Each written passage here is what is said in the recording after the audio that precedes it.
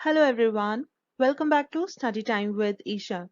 Measures of dispersion में आज जो नया टॉपिक हम पढ़ने जा रहे हैं that is standard deviation. तो इससे पहले अभी तक हम कितने measures कवर कर चुके हैं? हमने पढ़ा है range और उसका coefficient, फिर हमने पढ़ा साथ ही में quartile deviation and its coefficient. Last video में हमने डिस्कस किया mean deviation and its coefficient और आज हम डिस्कस करेंगे standard deviation and its coefficient. तो बेसिकली आज हम सिर्फ स्टैंडर्ड डिविएशन कवर करेंगे. इसका कोफिशिएंट हम नेक्स्ट वीडियो में कवर करेंगे क्योंकि ये थोड़ा सा लेंदी टॉपिक है. मतलब टॉपिक तो उतना ही है जितने बाकी थे, लेकिन इसकी कैलकुलेशंस जो हैं, जो फॉर्मूले हैं, थोड़ा सा इसमें लंबी कैलकुलेशन होती है तो ज्यादा टाइम कंज्यूमिंग हो जाएगा. तो इसीलिए आज हम सिर्फ स्टैंडर्ड डिविएशन कवर करेंगे. इसका कोफिशिएंट जिसे हम बोलते हैं कोफिशिएंट, इसका होता है कोफिशिएंट ऑफ वेरिएशन. ठीक है, तो ये कोफिशिएंट हम पढ़ेंगे नेक्स्ट वीडियो में. ठीक है, तो आज की वीडियो का टॉपिक स्टैंडर्ड डिविएशन. अब देखिए, हमने पहले कहा था लास्ट वीडियो में कि जो हमारा रेंज और क्वार्टाइल डिविएशन, ये दो मेजर्स होते हैं, ये सिंपलेस्ट मेजर्स होते हैं, लेकिन ये हमारे पूरे डेटा को कंसिडर नहीं करते हैं. तो इसीलिए फिर हम आए थे नेक्स्ट मीन डिविएशन पर. तो मीन डिविएशन जो होता है वो हमारा जो डेटा की सारी वैल्यूज होती हैं उसको कंसिडर करता है. इसमें हम क्या करते हैं, डिविएशंस का मीन लेते हैं. वो कैसे लेते हैं, हम लिखते हैं mean deviation is equal to summation of deviations upon n. ठीक है, और यहाँ हमने कहा था कि जब हम इसका कोफिशिएंट कैलकुलेट करते हैं तो हम लिखते हैं मीन डिविएशन अपॉन सम एवरेज वैल्यू. वो मीन भी हो सकता है, मीडियन भी हो सकता है. इसीलिए हम यहाँ पर जो डिविएशंस लेते हैं वो मीन वैल्यू से भी ले सकते हैं, मीडियन वैल्यू से भी ले सकते हैं. लेकिन जो स्टैंडर्ड डिविएशन है हमारा, इसमें हम डिविएशंस लेते हैं ओनली फ्रॉम मीन वैल्यू, मतलब अरिथमेटिक मीन. ठीक है, हम मीडियन यहाँ पर यूज नहीं करते. तो this is how mean deviation and standard deviation are different from each other, right. तो एक डिफरेंस तो ये है कि हम मीन और मीडियन का डिफरेंस है कि मीन डिविएशन में हम दोनों से डिविएशन ले सकते हैं, स्टैंडर्ड डिविएशन में सिर्फ मीन वैल्यू से लेते हैं. दूसरा डिफरेंस ये है कि मीन डिविएशन में हमने क्या किया था, देखिए यहाँ मॉड का साइन लगाते हैं ना हम, मतलब हम सिर्फ एब्सोल्यूट वैल्यूज कंसिडर करते हैं, नेगेटिव साइन को इग्नोर करते हैं डिविएशंस का जब हम टोटल करते हैं. ठीक है, लेकिन स्टैंडर्ड डिविएशन के केस में हम एब्सोल्यूट वैल्यू नहीं लेते हैं. इसमें हम साइंस को इग्नोर नहीं करते हैं, हम नेगेटिव साइंस को भी इंक्लूड करते हैं हमारी कैलकुलेशंस में. ठीक है, तो ये दो बेसिक डिफरेंस है हमारे मीन डिविएशन और स्टैंडर्ड डिविएशन में, राइट. आई होप यहाँ तक क्लियर है. अब जो हमारे स्टैटिस्टिशियंस हैं या रिसर्चर्स हैं, वो ज्यादा इंपॉर्टेंस देते हैं स्टैंडर्ड डिविएशन को. इससे हमें ज्यादा अच्छे बेटर रिजल्ट्स मिलते हैं. तो सबसे बेस्ट मेजर माना जाता है, जो मेजर्स ऑफ डिस्पर्शन हमने जितने भी पढ़े उसमें से बेस्ट मेजर माना जाता है स्टैंडर्ड डिविएशन को, राइट. अब इसमें एक चीज और, जैसे कि हम हर एक मेजर के लिए बोलते हैं कि जैसे रेंज था, हमने बोला जितनी ज्यादा रेंज होगी मतलब हमारा डेटा उतना ज्यादा वेरिएबिलिटी उसमें उतनी ज्यादा होगी, वेरिएशन उसमें उतनी ज्यादा होगी. जितनी कम रेंज होगी तो हमारा डेटा उतना ज्यादा यूनिफॉर्म होगा, राइट. वैसे ही क्वार्टाइल डिविएशन के लिए हम बोलते हैं कि क्वार्टाइल डिविएशन जितनी ज्यादा होगी उसमें उतनी ज्यादा वेरिएबिलिटी होगी. उसी तरीके से मीन डिविएशन भी और स्टैंडर्ड डिविएशन भी. ठीक है, तो अगर हम दो सीरीज को कंपेयर करते हैं जिनके मीन ऑलमोस्ट बराबर हैं या बिल्कुल बराबर हैं या ऑलमोस्ट बराबर है, तो उस केस में अगर हम स्टैंडर्ड डिविएशन देखेंगे तो हमें वहां से पता चल जाता है कि किस केस में वेरिएशन ज्यादा है. ठीक है, तो जहां पर स्टैंडर्ड डिविएशन जितनी ज्यादा होगी मतलब उतनी ज्यादा हमारे डेटा में वेरिएशन होगी. ठीक है, आई होप इतना क्लियर है. चलिए आगे बढ़ते हैं. अब हम देखते हैं स्टैंडर्ड डिविएशन हमें लिखना कैसे होता है. ठीक है, उसका फॉर्मूला जो है वो आप बड़े इजीली याद कर सकते हो अगर आप ये चार वर्ड्स याद कर लेते हो सीक्वेंस में. ठीक है, रूट मीन स्क्वायर डिविएशन. ठीक है, हम इसको रूट मीन स्क्वायर डिविएशन भी बोलते हैं स्टैंडर्ड डिविएशन को, क्योंकि जो स्टैंडर्ड डिविएशन है it is basically it is root, चलिए हम पूरा ही लिखते हैं, it is square root of, देखिए जो ऊपर चार वर्ड्स लिखे हैं ना उधर से ही हमारी ये स्टेटमेंट बन जाएगी, square root of the mean of the squared deviations. Squared deviations, और डिविएशन कहाँ से लेनी है, फ्रॉम अरिथमेटिक मीन. ठीक है, हम शॉर्ट में लिख देते हैं AM, right. So standard deviation basically अगर इसका फॉर्मूला हमें लिखना हो वो कैसे लिखेंगे, it is square root of the mean of the squared deviations, right. तो अगर हमें फॉर्मूला लिखना हो कैसे बनेगा, देखिए स्टैंडर्ड डिविएशन को हम डिनोट करते हैं एक ग्रीक लेटर के साथ, इसे हम सिग्मा बोलते हैं, ठीक है। जैसे हम हिंदी में आधा न लिखते हैं ना, ये वैसा ही है। तो हमें यहाँ क्या लिखना है, सिग्मा और standard deviation is equal to, देखिए सबसे पहले स्क्वायर रूट, हम एक स्क्वायर रूट बना लेते हैं, ठीक है। स्क्वायर रूट ऑफ किसका स्क्वायर रूट लेना है, अब अंदर क्या लिखनी है, मीन ऑफ। जब भी मीन वर्ड आता है तो हम क्या बोलते हैं कि हमें डिवाइड करना है नंबर ऑफ ऑब्जर्वेशंस के साथ, ठीक है। जैसे हम अरिथमेटिक मीन बोलते हैं ना, sum of observations upon number of observations, तो हम क्या करेंगे, सबसे पहले हमने डिनोमिनेटर में लिख लेना है डिवाइड बाय n, ठीक है।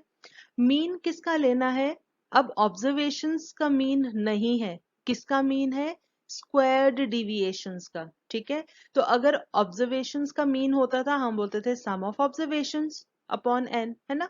अब यहाँ मीन किसका लेना है, स्क्वायर्ड डिविएशंस का, तो मतलब हम यहाँ लिखेंगे डिविएशंस, और सिर्फ डिविएशंस नहीं है, डिविएशंस का स्क्वायर है, स्क्वायर्ड डिविएशंस है, ठीक है। तो ये हमारा सिंपलेस्ट फॉर्मूला है स्टैंडर्ड डिविएशन के लिए, ठीक है। अब यहाँ लेकिन हमें लिखना पड़ता है where d is equal to, हम d बोल रहे हैं डिविएशंस फ्रॉम अरिथमेटिक मीन, इसका मतलब x की वैल्यू में से x बार हमें माइनस करना है, ठीक है। हर एक वैल्यू में से मीन की वैल्यू माइनस करनी है तो हमें डिविएशंस मिलेंगी, फिर हम डिविएशंस का स्क्वायर करेंगे और फिर हम उनको ऐड करेंगे, ठीक है। तो where d stands for x minus x bar. I hope this is clear. कई बुक्स में यहाँ समेशन ऑफ डी स्क्वायर की जगह स्मॉल x लिख दिया होता है और फिर लिख देते हैं where x small x is equal to ये capital x minus x bar, तो ये स्मॉल लेटर कैपिटल लेटर से बड़ा कंफ्यूजन हो जाता है। तो इसीलिए आप डिविएशंस के लिए d याद रखें ताकि कुछ मिक्स ना हो आपस में, ठीक है। तो ये है हमारा सिंपल फॉर्मूला स्टैंडर्ड डिविएशन के लिए। अब लेकिन इसमें हम जैसे अरिथमेटिक मीन में हमने डायरेक्ट मेथड पढ़ा, शॉर्टकट मेथड पढ़ा, स्टेप डिविएशन मेथड पढ़ा, इसमें भी हम ये चीज पढ़ेंगे। क्यों पढ़ने की जरूरत है, क्योंकि देखिए अगर तो हमें एक्चुअल मीन मिल जाता है बिल्कुल एब्सोल्यूट नंबर जैसे 10, 20, 30, 100, 50, 200, अगर इस तरह की वैल्यूज मिलती हैं फिर तो ये कैलकुलेशंस करना इजी हो जाता है। लेकिन अगर हमें पॉइंट्स में डेसिमल्स में मिल जाता है कोई मीन की वैल्यू, तो फिर हमें डिफरेंसेस लेना है, फिर उनको स्क्वायर करना है, तो थोड़ा सा कॉम्प्लिकेटेड हो जाता है, ठीक है। तो जैसे अगर हमें 30.3 मिल जाता है मीन, तो फिर हर एक वैल्यू में से 10 में से 30.3 माइनस करो, फिर 20 में से माइनस करो, तो ये सारी वैल्यू फ्रैक्शन में आते आते ये बहुत कॉम्प्लिकेटेड हो जाता है। तो उस केस में हम लेते हैं एज्यूम्ड मीन, और जब एज्यूम्ड मीन लेंगे तो ये फॉर्मूले में थोड़ा सा चेंज आ जाता है, ठीक है। तो वो हो गया हमारा शॉर्टकट मेथड जिसमें हम एज्यूम्ड मीन लेकर चलते हैं कि हम मीन कैलकुलेट नहीं कर रहे हैं, अपनी मर्जी से पूरे डेटा में से सेंट्रल वैल्यू अपने हिसाब से चूज कर लेते हैं और अकॉर्डिंगली हमारा एक नया फॉर्मूला बनता है, फिर हम उसके अकॉर्डिंग कैलकुलेशंस करते हैं। लेकिन जो बेसिक फॉर्मूला है स्टैंडर्ड डिविएशन का वो क्या है, हमें स्क्वायर रूट लेना है किसका, mean of the squared deviations, और डिविएशंस कहाँ से लेनी है, फ्रॉम अरिथमेटिक मीन, ठीक है। आई होप इतना क्लियर है। चलिए अब हम पहले फॉर्मूले देखते हैं for individual series. Okay, so standard deviation in case of individual series, ये तो सिंपल फॉर्मूला है। एक हम करेंगे जो डायरेक्ट मेथड होगा। डायरेक्ट मेथड में क्या आ जाएगा, जहां पर हम डिविएशंस लेते हैं फ्रॉम एक्चुअल मीन, ठीक है। तो हम यहाँ लिख देते हैं डिविएशंस फ्रॉम एक्चुअल मीन। तो उस केस में हमारा फॉर्मूला बनता है, जो अभी हमने फॉर्मूला लिखा ना वही फॉर्मूला होता है, ठीक है। So standard deviation is equal to square root of summation of d square upon n, ठीक है। बिल्कुल सिंपल फॉर्मूला है। दूसरा हमारा आ जाता है इसमें, एक तरह से हम शॉर्टकट मेथड जैसे बोलते हैं ना, वैसे ही यहाँ पर आ जाता है। तो दूसरा हम लिखेंगे शॉर्टकट मेथड, और यहाँ पर क्या होता है, जो हम डिविएशंस लेते हैं वो कहाँ से लेते हैं, from deviations from assumed mean, ठीक है। हम एज्यूम करते हैं, और ये यूजुअली हम कब यूज करते हैं, या तो हमें क्वेश्चन में मेंशन्ड हो कि एज्यूम्ड मीन से ही करना है, या फिर हम जब देखते हैं कि हमारा एक्चुअल मीन फ्रैक्शंस में आ रहा है तो उस केस में हम एज्यूम्ड मीन ले लेते हैं, ठीक है। तो तब हमारा फॉर्मूला क्या बनेगा, देखिए ऐसा ही रहना है, स्क्वायर रूट पहली टर्म ये जो ऊपर लिखी ना, यहाँ पर पहली टर्म सेम यही आती है, summation d square upon n. इसमें से माइनस करना है summation d upon n whole square. पहली बार देखोगे तो आपको थोड़ा सा मुश्किल लगेगा, जब 2-3 बार लिखकर प्रैक्टिस करोगे बिल्कुल इजी लगेगा। ठीक है, तो इसलिए कभी भी फॉर्मूला ऐसे ओरली रट्टे नहीं मारने, साथ साथ लिखना है, साथ साथ प्रैक्टिस करनी है और बोल बोल के प्रैक्टिस करनी है। ठीक है, तो हमने यहाँ पर इस फॉर्मूले में क्या मॉडिफिकेशन की, पहली टर्म ये सेम रखी और दूसरी टर्म क्या लिखी हमने, summation d by n whole square. ठीक है, वो माइनस करना है। तो ये हमारा हो गया जब हम एज्यूम्ड मीन लेंगे। ठीक है, तो पहले केस में जो डायरेक्ट मेथड है वहां d किसके बराबर होता है, x माइनस एक्स बार के बराबर, x bar is the actual mean. दूसरे केस में डिविएशन किसके बराबर होती है, x माइनस a के बराबर, where a is the assumed mean. ठीक है, ये चीजें आपको याद रखनी है। तो ये हो गए formula in case of individual series. अब फटाफट से एक क्वेश्चन सॉल्व करते हैं। तो देखिए यहाँ पर एग्जाम्पल दी हुई है, calculate standard deviation from the following data, x की वैल्यूज, वेरिएबल की वैल्यूज गिवन है। तो this is a case of individual series.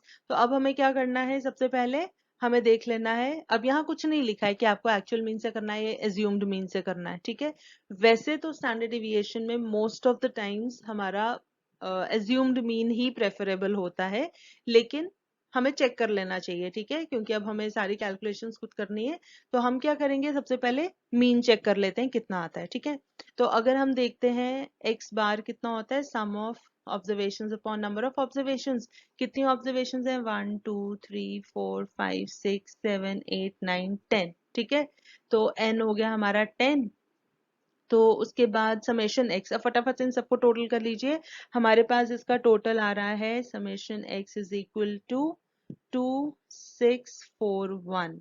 देखिए समेशन x आया 2641, तो अब ये कितना आएगा, 264.1। फ्रैक्शंस में आ गया ना, ये डेसिमल में आ गया। तो अब हमें क्या प्रेफर करना चाहिए, एज्यूम्ड मीन। ठीक है, तो एज्यूम्ड मीन कैसे लेना होता है, देखिए वैसे तो आप ये जो x की वैल्यूज जितनी भी गिवन है इनमें से कोई भी वैल्यू चूज कर सकते हो, आंसर आपको मिल ही जाएगा। ठीक है, लेकिन कैलकुलेशंस को थोड़ा सा इजी बनाने के लिए क्या करना चाहिए, कोशिश करनी चाहिए कोई नियरेस्ट, मतलब आपको जो लगे डेटा को देखकर कि सेंटर में कौन सी वैल्यू फॉल कर रही है। ठीक है, तो दूसरा तरीका ये भी है कि हमने जैसे x बार कैलकुलेट कर लिया 264.1, तो जो ऑब्वियसली मीन की वैल्यू 264.1 अगर है, तो हमें अगर कुछ एज्यूम करना है तो हमें इसके पास की जो नियरेस्ट एब्सोल्यूट वैल्यू हो वो एज्यूम करनी चाहिए। ठीक है, उससे हमारा आंसर, नॉट आंसर, हमारी जो कैलकुलेशंस है वो थोड़ी सी इजी हो जाती है। तो नियरेस्ट इसके एब्सोल्यूट नंबर क्या बन जाता है, 264 हम ले सकते हैं। ठीक है, तो हम 264 एज्यूम्ड मीन ले सकते हैं। राइट, जरूरी नहीं है कि वो हमारे डेटा में वैल्यू होनी ही होनी चाहिए। अब आप यहाँ देखोगे कि 264 कहीं नहीं है, तो आपको लगेगा 260 या 263 नियरेस्ट है 264.1 के, तो हम वो ले लेते हैं। ठीक है, आप वो भी ले सकते हो। हमने 264 ले लिया क्योंकि डेटा के बीच की ही कहीं की वैल्यू है ना, तो एडजस्टमेंट तो वैसे भी फॉर्मूले की वजह से हो ही जानी है, तो हम ये वैल्यू भी ले सकते हैं। ठीक है, अब इसके हिसाब से हम देखेंगे, अब हमारा फॉर्मूला क्या बन जाएगा, एज्यूम्ड मीन लिया है ना, तो इसीलिए हमारे पास फॉर्मूला क्या बनेगा, शॉर्टकट मेथड वाला, that is summation of d square upon n minus summation d upon n whole square. ठीक है, अब इस फॉर्मूले के अकॉर्डिंग हमें क्या क्या चाहिए, n हमारे पास है, हमें चाहिए d और चाहिए d स्क्वायर। ठीक है, एज्यूम्ड मीन हमने ले लिया है, तो हमारा एक कॉलम यहाँ पर ऐड हो जाएगा d का, डिविएशंस का। डिविएशंस क्या हो जाएंगी, x माइनस एज्यूम्ड मीन जो हमने लिया है 264। जब d कैलकुलेट हो जाएगा फिर हमने d स्क्वायर ले लेना है, सभी वैल्यूज का स्क्वायर। ठीक है, फिर उसके बाद जब नीचे यहाँ टोटल करोगे, हमें समेशन d भी चाहिए, है ना। यहाँ पर अगर हम देखेंगे समेशन d भी चाहिए, तो हमने समेशन d ले लेना है।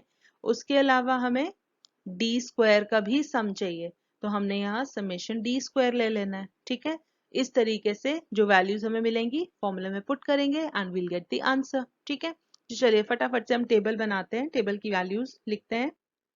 तो देखिए हमें चाहिए 2 कॉलम्स और। ठीक है, तो हम क्या करेंगे, फटाफट से कैलकुलेशन करनी है, तो डी हम लिख लेते हैं यहाँ x माइनस 264। ये हमने लिया था एज्यूम्ड मीन, आपने मेंशन करना है, ठीक है, कि since our actual mean is coming in fractions और decimals, so we are taking the nearest value to this 264 as the assumed mean, ठीक है। तो फिर आपकी डिविएशंस बनेगी x माइनस 264। तो फटाफट से करिए कैलकुलेट, देखिए 240 minus 264 is minus 24, 260 minus 264 is minus 4, 290 minus 264 is 26, 245 minus 264 is minus 19, 255 minus 264 is minus 9, 288 minus 264 is 24, 272 minus 264 is 8, 263 minus 264 minus 1, 277 minus 264 13, 251 minus 264 is minus 13, ठीक है। अब उसके बाद फटाफट से इनके स्क्वायर्स कैलकुलेट कर लीजिए, वो सारी आपको मिलेंगी पॉजिटिव वैल्यूज, राइट। तो देखिए 24 का स्क्वायर 576, हम यहाँ वैल्यूज लिख लेते हैं, आप भी फटाफट से कैलकुलेट करके वैल्यूज लिखो और यहाँ से मैच कर लो। 4 4 16, 26 का स्क्वायर 676, देन 19 का स्क्वायर 361, 9 स्क्वायर 81, 24 का स्क्वायर 576, 8 8 64, 1 1 1, 13 into 13 is 169, 169, ठीक है। अब पहले हम फॉर्मूला भी लिख लेते हैं ताकि हम बाद में भूल ना जाएं। तो standard deviation sigma is equal to square root of summation of d square upon n minus summation of d upon n whole square, right? तो अब देख लीजिए हमारे पास ये कितना आता है, समेशन d कैलकुलेट कर लो, समेशन d स्क्वायर कैलकुलेट कर लो। तो ये हमारे पास आता है, समेशन d आता है +1, ठीक है, और समेशन d स्क्वायर आता है 2689। आप भी कैलकुलेशंस चेक कर लीजिए। बस n हमारे पास हमें पता है n है 10, तो इसमें हम वैल्यूज पुट कर लेंगे, summation d square 2689 upon 10 minus 1 upon 10 whole square. तो ये हो जाएगा square root of 268.9 minus 1 upon 100 है तो 0.01, और जब आप इसको सॉल्व करेंगे ये आ जाएगा स्क्वायर रूट ऑफ 268.89, राइट। और जब हम इसको सॉल्व करेंगे हमारे पास आ जाएगा 16.397 समथिंग, राउंड ऑफ करके 398, ठीक है। तो ये आ गया हमारा स्टैंडर्ड डिविएशन की value, this is our answer. तो आपको समझ आ गया हमने क्या किया। सबसे पहले अगर हमें कुछ क्वेश्चन में मेंशन नहीं है कि अज्यूम्ड मीन लेना है या एक्चुअल मीन लेना है, तो हमने पहले एक्चुअल मीन ही कैलकुलेट करना है। अगर तो वो एब्सोल्यूट वैल्यू आ जाती है फिर तो हमने सिंपल सा फॉर्मूला पहले वाला लगा देना है।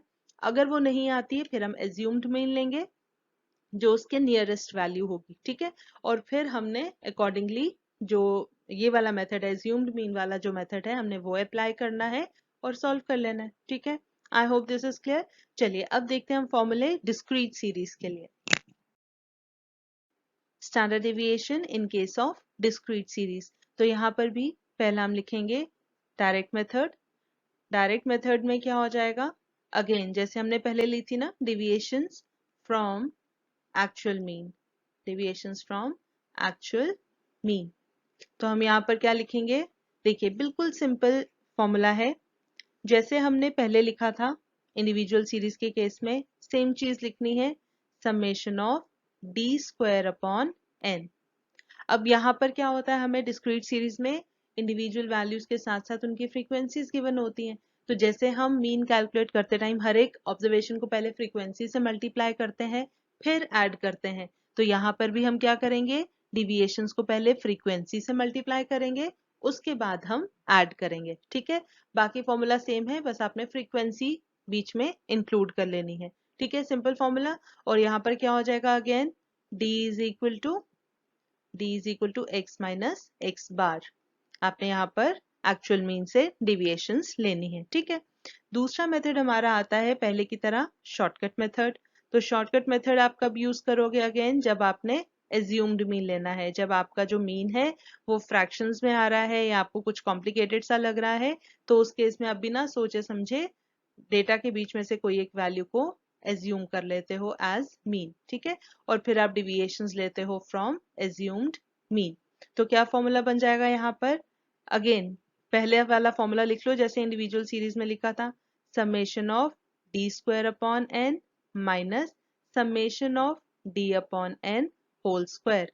क्या चीज इसमें चेंज करनी है, मॉडिफाई करनी है? फ्रीक्वेंसीज गिवन है तो हमने फ्रीक्वेंसी के साथ डिविएशंस को मल्टीप्लाई कर लेना है। तो पहले मल्टीप्लाई करेंगे उसके बाद ऐड करेंगे। आई होप दिस इज क्लियर, है ना? बिल्कुल सिंपल फॉर्मूले। यहाँ पर भी लिख लीजिए, हमने यहाँ d लेना है x माइनस a के बराबर, एज्यूम्ड मीन, ठीक है। तो ये हो गए फॉर्मूले, बिल्कुल सिंपल। चलिए अब एक क्वेश्चन देखते हैं।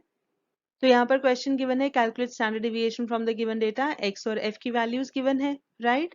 तो हमने यहाँ पर देखिए एक्चुअल मीन लें या एज्यूम्ड मीन लें, तो उस केस में यहाँ से तो सिंपली क्योंकि वैल्यूज ही आपको फ्रैक्शंस में गिवन है, तो देखिए एक चीज हो सकती है, जैसे 0.5 है ना, तो यहाँ पर देखिए इन दो से 0 हो जाएगा डेसिमल के बाद, यहाँ से भी 1.5 बच जाएगा। इसका मतलब जब हम टोटल करेंगे तो हमें ये फ्रैक्शंस में ही मिलेगा, और जब मीन लेंगे तो वो भी फ्रैक्शंस में ही आएगा, ठीक है।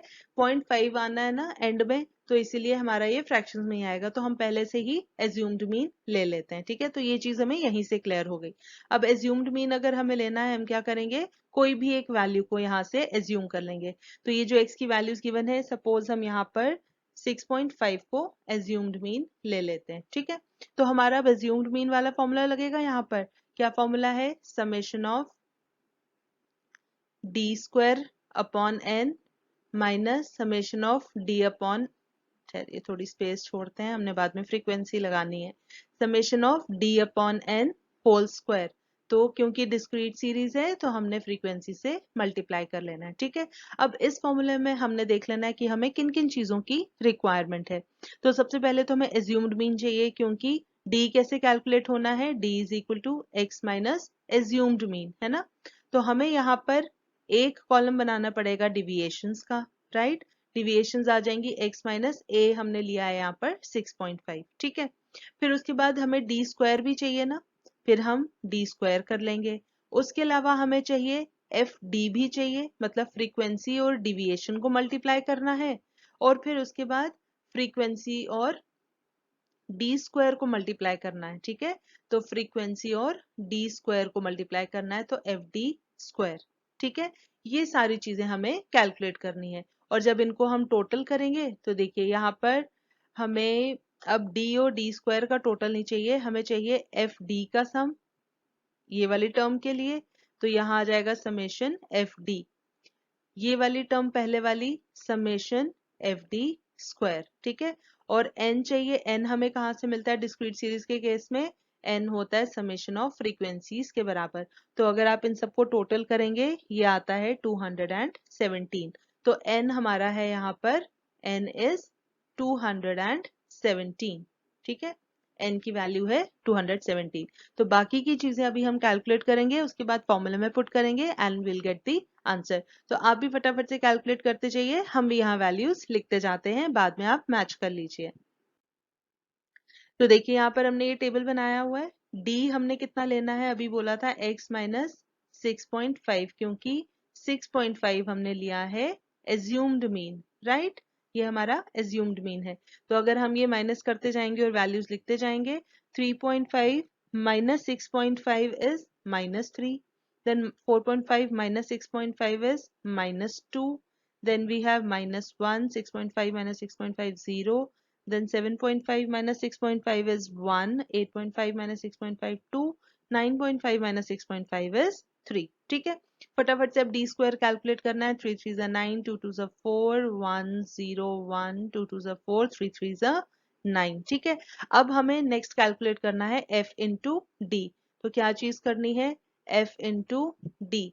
तो 3 3 -9, -3 है ना, देन 7 2 देखिए ऐसे एरो लगाने से क्या होता है, कभी आपको गलती नहीं लगेगी। कई बार होता है हम कॉलम देख कोई और रहे होते हैं, मल्टीप्लिकेशन कहीं और कर रहे होते हैं, ठीक है।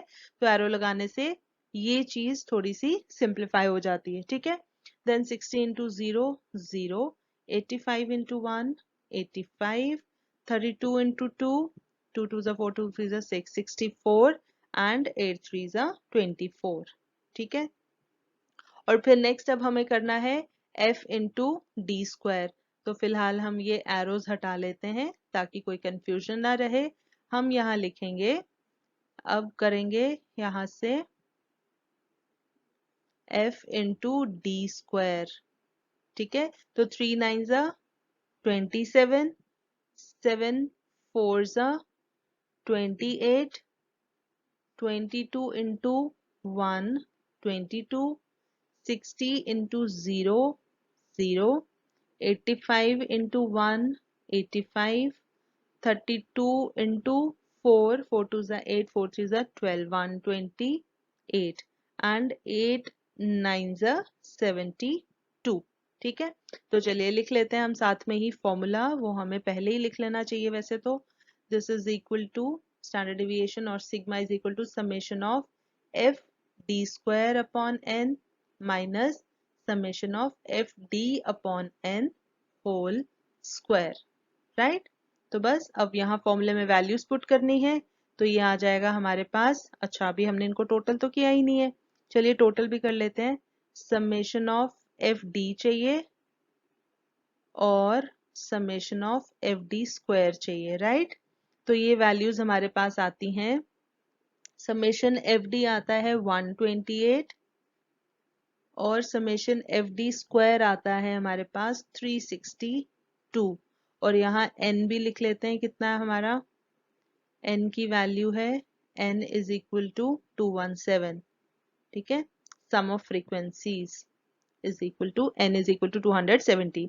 अब ये वैल्यूज पुट कर देते हैं, ये बन जाएगा square root of summation f d square हो गया 362 डिवाइड बाय n है 217 माइनस समेशन एफ डी है 128 अपॉन 217 होल स्क्वायर। कई बार स्टूडेंट्स ये भी गलती करते हैं, क्योंकि एग्जाम टाइम पे यूजुअली थोड़ा कंफ्यूजन रहता है, तो क्या करते हैं, ध्यान नहीं रहता, हम देखते हैं नीचे डिनोमिनेटर दोनों के नीचे 217 है, हम डिनोमिनेटर ले लेते हैं 217, ऊपर कर देते हैं 362 माइनस 128। ठीक है, ये ध्यान रखना है, एक साइड 217 है, दूसरी साइड इसका स्क्वायर है। ठीक है, तो इसीलिए ये गलती नहीं करनी है, इस चीज का खास ध्यान रखना है। राइट, चलिए अब इसको फर्दर सॉल्व करते हैं।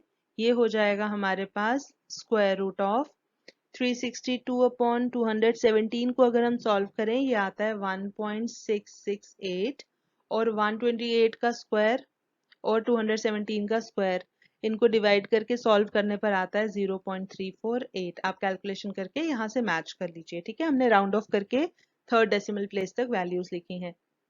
और जब इसको आगे सॉल्व करोगे, ये स्क्वायर रूट निकालने पर स्क्वायर रूट के अंदर आता है, इसको सॉल्व करने पर स्क्वायर रूट ऑफ 1.32 और जब हम इसको आगे सॉल्व करेंगे, ये हमारे पास आ जाता है 1.149। ठीक है, तो ये आ गया हमारा स्टैंडर्ड डिविएशन की वैल्यू। ठीक है, तो this is how we have to do the calculations in case of discrete series. I hope this is clear.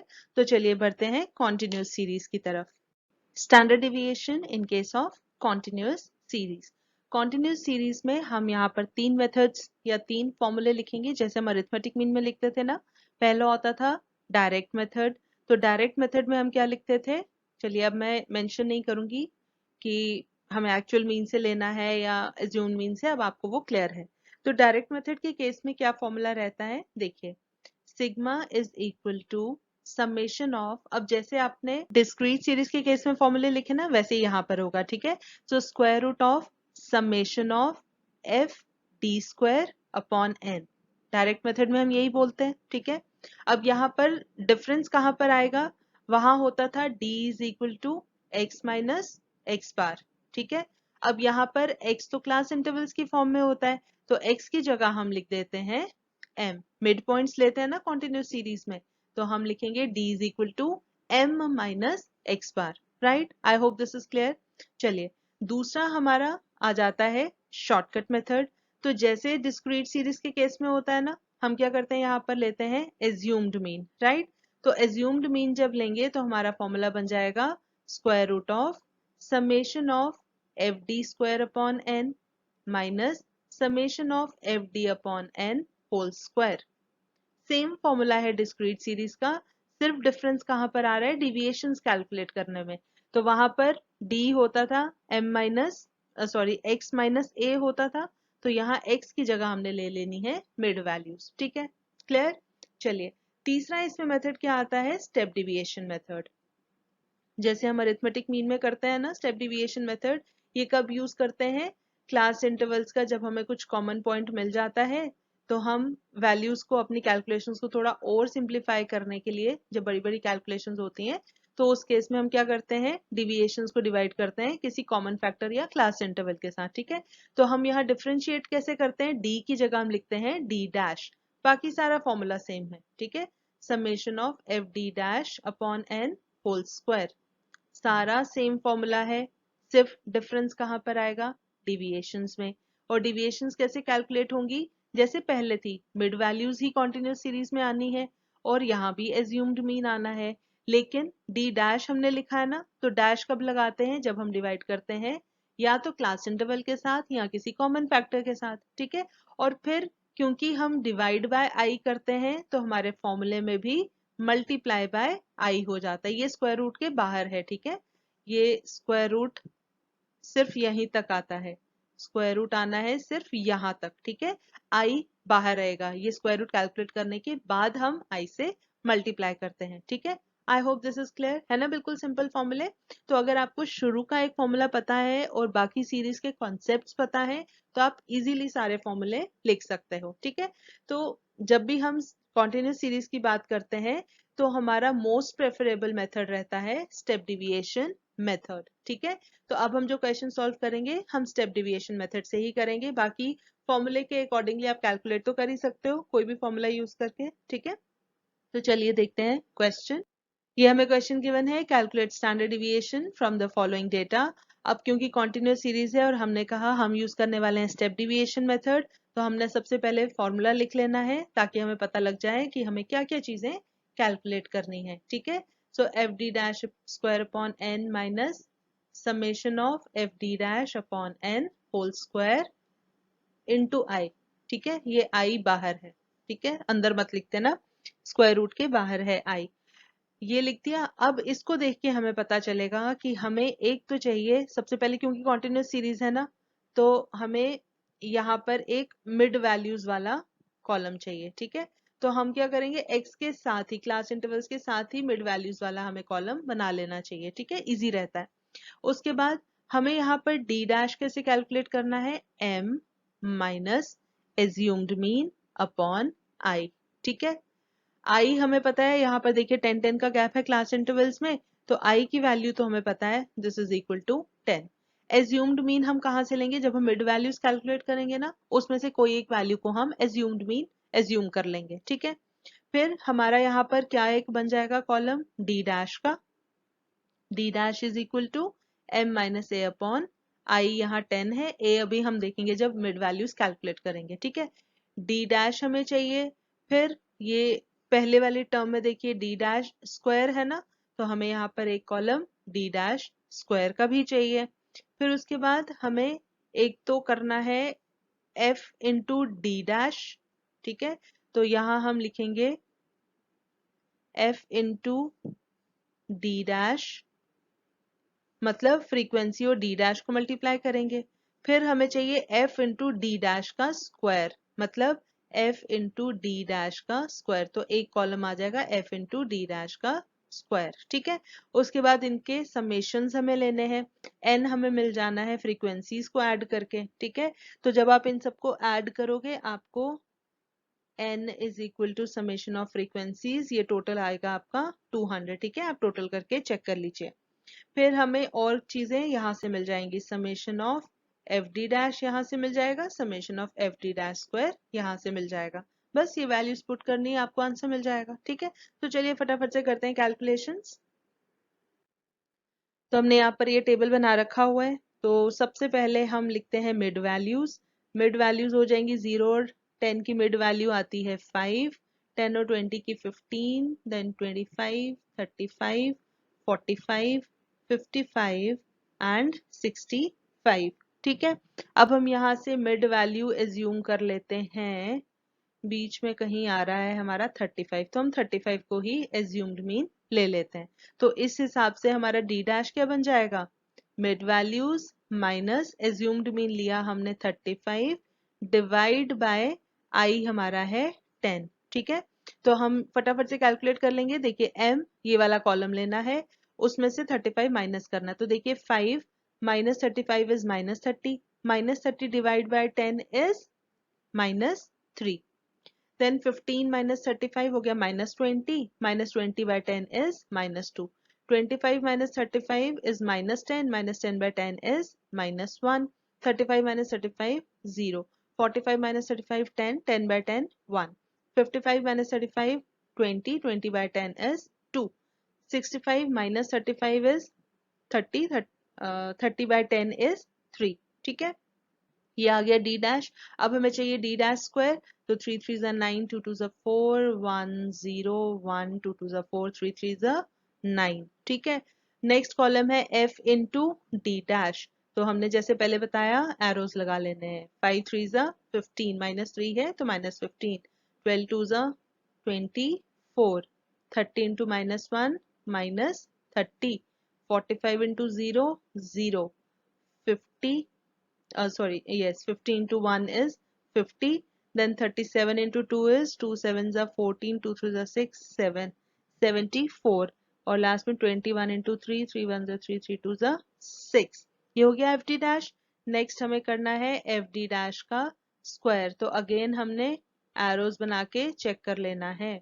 तो f इंटू डी डैश का स्क्वायर। ठीक है, तो 9 5s are 45, then 12 4s are 48, then we have 30 into 1 30, 45 into 0 is 0, 50 into 1 50, 37 into 4 is 4 sevens are 28, 4 is are 12 13 14, 148। then 21 into 9, 9 ones are 9, 9 twos are 18। I hope this is clear। चलिए अब हम पहले लिख लेते हैं फॉर्मूला। तो sigma is equal to square root of summation of f d dash square upon n minus summation of f d dash upon n whole square. तो यहां तक है स्क्वायर रूट और स्क्वायर रूट के बाहर इनटू आई। ठीक है, चलिए अब हम पहले इनके समेशंस ले लें। हमें चाहिए summation of f d dash is equal to and summation of f d dash का स्क्वायर। ठीक है, तो ये हमारा टोटल आता है, एफ डी डैश का सम आता है 118 और एफ डी डैश स्क्वायर का टोटल आता है 510। और यहाँ पर summation of f is equal to n is equal to ये आता है 200। ठीक है, और कुछ चाहिए हमें, नहीं चाहिए। तो चलिए वैल्यूज पुट करते हैं। This is equal to square root of summation f d dash 510 upon 200 minus f d dash का सम है 118 upon 200, this is whole square into i हमने लिया है 10, क्लास इंटरवल है 10। ठीक है, तो जब हम इसको सॉल्व करेंगे तो सॉल्व करने पर ये आ जाता है 2.55 माइनस ये स्क्वायर वाला पार्ट सारा माइनस कर सॉरी डिवाइड करके और स्क्वायर करके सब आता है 0.3481 और बाहर आता है इनटू 10। तो जब आप इस पूरे को सॉल्व करेंगे ये आता है 1.4839 इंटू 10। तो ये आ जाएगा 14.839। This is your final answer. So this is how we have to calculate standard deviation in case of continuous series. आपको पहले दो मेथड भी पता है, direct method and shortcut method. तो हमने स्टेप डेविएशन मेथड से किया है, आप उन दोनों मेथड से भी ट्राई करके देख लीजिए, आंसर आपका सेम आएगा। ठीक है, सो with this all the topics in case of standard deviation are over। Individual series हमने कवर कर ली, डिस्क्रीट सीरीज हमने कवर कर ली और कॉन्टिन्यूस सीरीज भी हमने कवर कर ली। ठीक है, तो ये सारा था about standard deviation. Next video में हम पढ़ेंगे स्टैंडर्ड डिविएशन का coefficient, that is coefficient of variation. ठीक है, सो वो पढ़ने से पहले ये आप अच्छे से प्रिपेयर कर लें, फॉर्मूले अच्छे से प्रैक्टिस कर लें, अच्छे से याद कर लें। और अगर आपको कहीं पर कोई डाउट आता है तो आप कमेंट सेक्शन में पूछ सकते हैं। तो फिलहाल हमारी तरफ से आज के लिए इतना ही। With this I will take your leave. मगर जाने से पहले अगर आपको ये वीडियो पसंद आई हो तो इसे लाइक ज़रूर करें, अपने जानने वालों के साथ ज़्यादा से ज़्यादा शेयर करें। और हाँ, अगर आपने अभी तक इस चैनल को सब्सक्राइब नहीं किया है तो प्लीज़ इसे सब्सक्राइब ज़रूर करें। हम जल्दी हाजिर होंगे एक नए कॉन्सेप्ट के साथ। तब तक के लिए टेक केयर, बाय बाय।